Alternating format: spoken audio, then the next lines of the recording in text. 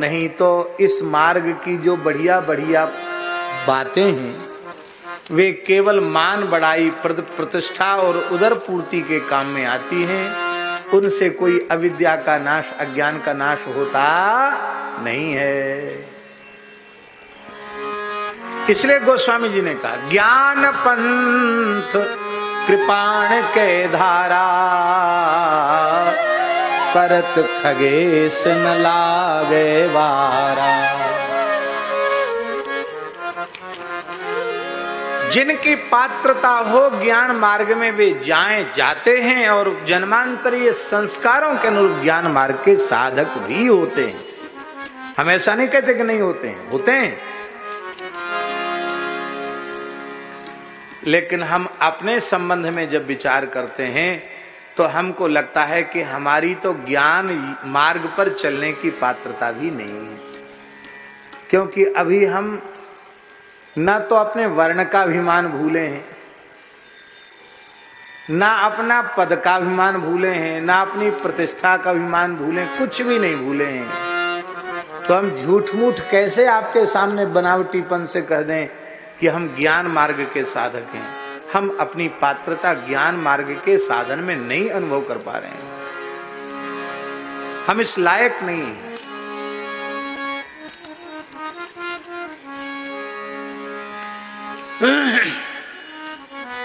आप सब जानते हैं, रहुगण जा रहा था ब्रह्मज्ञान लेने कपिल भगवान के पास। एक कहार बीमार पड़ गया, बोले कोई दूसरा कहार पकड़ लाओ। दूसरा तो कोई मिला नहीं।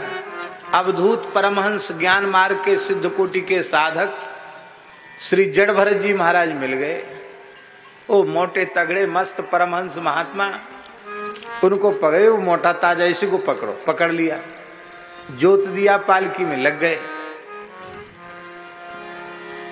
वो तो अपनी मस्ती में चलते थे जड़ भरत जी। उनको कोई कीड़े मकोड़े चैंटी दिखाई पड़ जाए तो कहीं पैर के नीचे चैंटी ना जाए तो थोड़ा छलांग लगा देते हुए। परमहंस महात्मा ठहरे, छलांग लगाते तो राजा का सिर टकराया पालकी के डंडा से। उसने बहुत जोर से फटकार लगाई, अरे मूर्खो, मुझ जीवित सिंधु सौवीर देश के राजा को मुर्दे के समान ढोकर ले जा रहे, तुमको पता नहीं है इसमें एक प्रचंड प्रतापी राजा रहुगण बैठा हुआ है, ठीक से ले चलो। कहार बेचारे थर थर कांपने लगे, बोले महाराज आप तो यमराज से भी कठोर दंड देने वाले हैं, पर हमारी गलती नहीं है। ये जो नया नया लगा है ना, जोता है जिसको पालकी में, बड़ा मजबूत है ये। एक तो ये कभी इतनी तेजी से चलता कि हम इसकी चाल के साथ चाल नहीं, इसकी चाल में नहीं चल पाते, और कभी ये बहुत धीमे चलता है तो हमारी चाल बिगड़ जाती है। और कभी कभी पता नहीं इसके दिमाग में क्या आता है, ये छलांग लगा देता है। तब हम खूब मजबूती से पालकी पर, हम घिसट के ऐसे गिरते हैं, आपको लग जाती महाराज, हमारी गलती नहीं है, वो कमी तो इसकी है।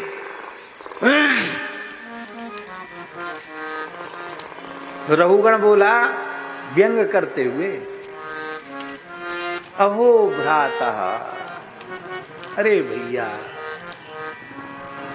बड़े कष्ट की बात है, उरु परिश्रांतोषी, बहुत थक गए हैं आप, बुढ़ापे ने आपको घेर रखा है। नाति संघननः, आप तो बहुत दुर्बल हैं, आपके शरीर मोटा ताजा तो है ही नहीं। नाति पीना, मोटे तो बिल्कुल नहीं है, जवान भी नहीं है, बुढ़ापे ने आपको घेर रखा है। और एक मेव ऊहीवान, अकेले ही पूरे रास्ते को तय करके आ रहे हो, सारा पालकी का वजन तुम्हारे कंधे पर है। धन्य है भैया। कान खोलकर सुन ले, ये तो उसने पहले कहा, फिर बाद में बोला कान खोलकर सुन ले, तुम्हारे जैसे जो पागलपन का नाटक करते हैं ना, उनका हम इलाज किया करते हैं, सबका दिमाग ठीक कर देते हैं। दुष्ट व्यक्ति को, चतुर व्यक्ति को दंड देकर ही सुधारा जा सकता है। जैसे यमराज पापियों को दंड देते, उससे भी कठोर दंड मैं तुझे दूंगा, होश ठिकाने आ जाएंगे तेरे, ठीक से ले चल। खाया पिया हट्टा कट्टा जवान, ये बेचारे, वो तो बेचारे 4-4, 6-6, 10-10, 12-12 बच्चे वाले थे, कहा उनको, ये तो परमहंस महात्मा ऊर्ध्वरेता ब्रह्मचारी महान योगी, इनकी समता वो भोगी पुरुष भला क्या करें? योगी की समता भोगी कर सकता है क्या? जड़ भरत जी के ऊपर कोई असर नहीं। फिर उन्होंने ऐसा ही किया। अब तो बहुत नाराज हो गया, फिर उठ पटांग बकने लग गया। अब जड़ भरत जी को दया आ गई। बोले राजन, तुम जो कुछ ऊट पटांग बोल रहे हो इसका मेरे ऊपर कोई प्रभाव नहीं, बोलते रहो, हमारे ऊपर कोई असर नहीं। क्यों? तुमने कहा कि मैं मोटा तगड़ा हूं या दुबला पतला हूं, बुढ़ापे ने घेर रखा या मैं जवान हूं,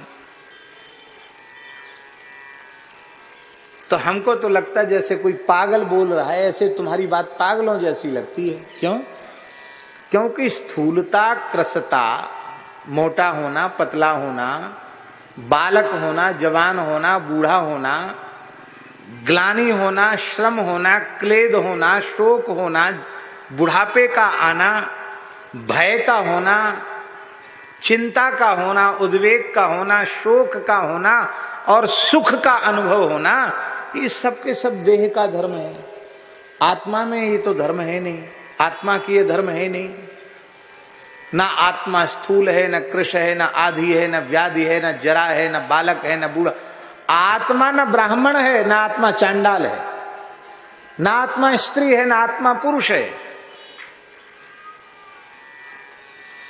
इसलिए तत्व ज्ञान की ऊंची अवस्था में पहुंचे हुए महात्माओं का कथन है। संत श्री मलुकदास जी की एक साखी, उनकी वाणी की, क्या कहा? जाति हमारी आत्मा,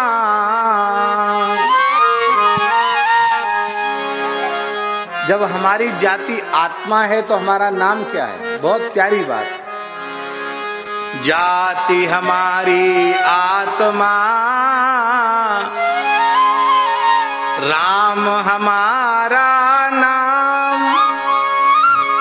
स्वामी जी, जब हमारी जाति आत्मा है तो हमारा नाम भी लौकिक नाम नहीं है, हमारा नाम भी राम है। जाति हमारी आत्मा,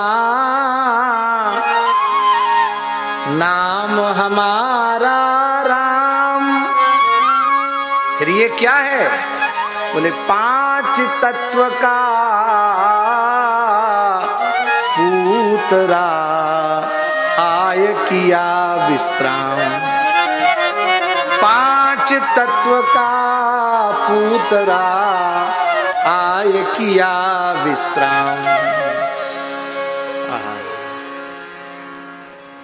ये अभेद ज्ञान।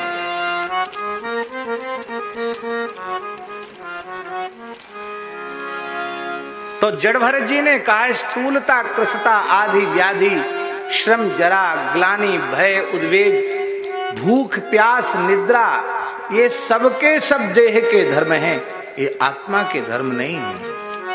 देहेन जातस्य हिमेन संति, ये देह के धर्म हो सकते हैं, मेरे धर्म नहीं है।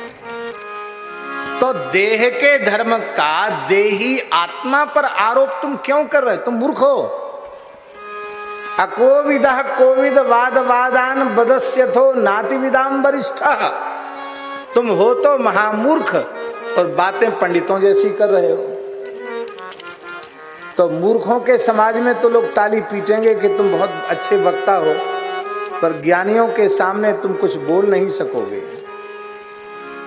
क्योंकि तुम देह और आत्मा दोनों का घालमेल कर रहे हो, जो संभव ही नहीं है। अरे बोले तो कोई ब्रह्म ज्ञानी है, कूद पड़ा पालकी से और बोला महाराज मैं इंद्र के वज्र से नहीं डरता, विष्णु के चक्र से नहीं डरता, शिवजी के त्रिशूल से नहीं डरता, पर संतों के ब्राह्मणों के अपमान से बहुत डरता हूं। आपके शरीर पर मैला पुराना सा यज्ञोपवीत दिखाई पड़ा, कहीं आप ब्राह्मण तो नहीं है, कोई अवधूत शिरोमणि दत्तात्रेय ही तो नहीं है, कहीं कौन है आप? बोले हम तो जो हैं सो हैं। पहले तू ये बता, अभी थोड़ी देर पहले कहता था मैं सिंधु सोवीर देश का राजा हूं और मैं इतनी मार मारूंगा कि तुम्हारे जैसे पागलों को एकदम ठीक कर देता हूं, मैं मार मार के ठीक कर देता हूं। अब वो तेरा राजापना कहाँ चला गया? अब तू कहता हमको क्षमा कर दे और मैं आपकी शरण में हूं। तो मैं पूछता हूं कि थोड़ी देर पहले जो राजापने का तेरा अभिमान था वो कहाँ चला गया? तू राजा है तो तेरे अलग से भगवान ने कोई पूंछ निकाल दिए क्या, कि सींग खड़े कर दिए? कैसे पता चले तू राजा है? अरे केवल अहंकार है, मैं राजा हूं, बस खत्म बात। काहे का? अहंकार ही राजा है, अहंकार ही प्रजा है, सारा व्यवहार अहंकार से चल रहा है। और तू कहता है कि मैं तुम्हें ठीक कर दूंगा। तो हम तुमसे एक प्रश्न करते हैं, कोई व्यक्ति धरती पर क्रोध करे और लेके डंडा धरती कोई पीटना शुरू कर दे,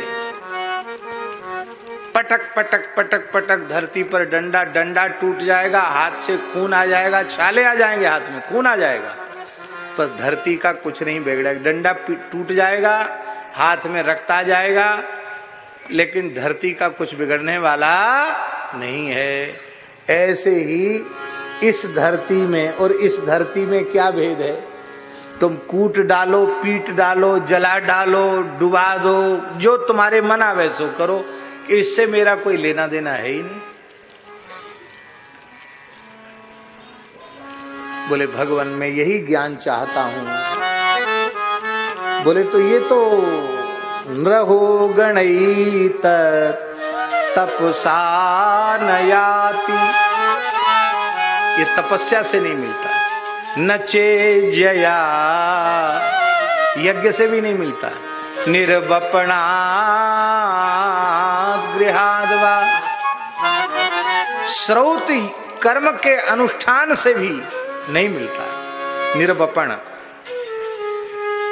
घर छोड़ने से भी नहीं मिलता, वानप्रस्थी के धर्म का आचरण करने से भी नहीं मिलता, सन्यास धर्म का आचरण करने से भी नहीं मिलता, जल अग्नि और सूर्य की उपासना से नहीं मिलता, न छंदसा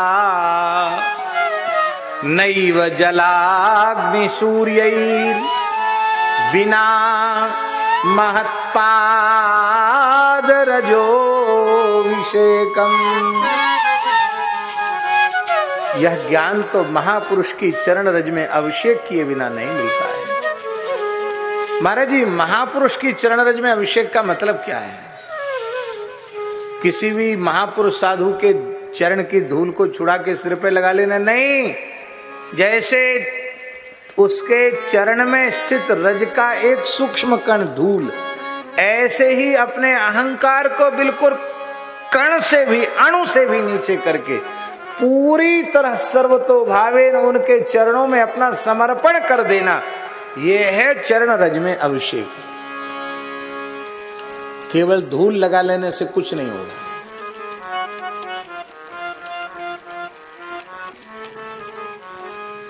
कहते ना हम तो आपके चरण रज के बराबर हैं, इसका अर्थ क्या है? इसका अर्थ है, श्री चैतन्य महाप्रभु जी कहे, आई नंद तनुज किंकरम। हे नंद तनुज, आई, अरे हे नंद तनुज, हे नंद नंदन, आई नंद तनुज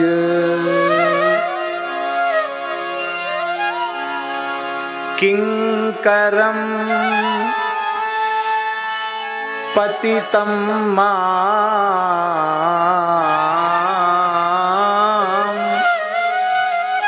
विषमे भवाम्बुधौ। बुझ अपने किंकर को जो अपने ही कर्मों से विषम विषय के समुद्र में, भव समुद्र में डूब रहा है।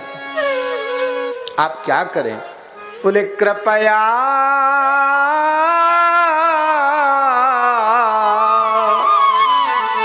तब पाद पंकज स्थित धूली सदृशम विचिंतया। आपके चरण कमल हैं, उनमें रज लगी हुई है। गिनती है कितने रजकण हैं। उस रज जो आपके चरण कमल में जो रज लगी हुई है, उसका एक सूक्ष्म कण मैं हूं, ऐसा आप विचार कर लीजिए। इतने से ही मेरा कल्याण हो जाए। कृपया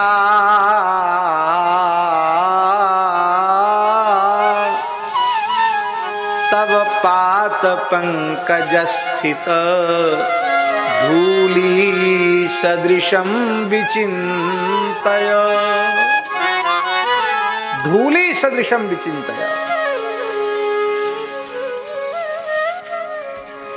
यह है गुरु चरणों की धूल हो जाना, संत चरण की धूल हो जाना, ठाकुर जी के चरण कमल की। ये है रजकण बन। कहां हम अहम शून्य हो पाते हैं।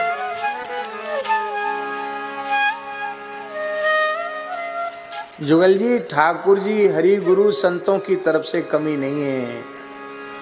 बार बार गोस्वामी जी की पंक्ति याद है, प्रभु मेरो ही सब दोष। सारी कमी कसर हमारी अपनी ओर से है। खूब विचार करके देख लो, हरि गुरु संतों की ओर से कोई कमी है? कोई कसर है उनकी कृपा करुणा में? जो भी कसर है हमारी अपनी तरफ से कसर है।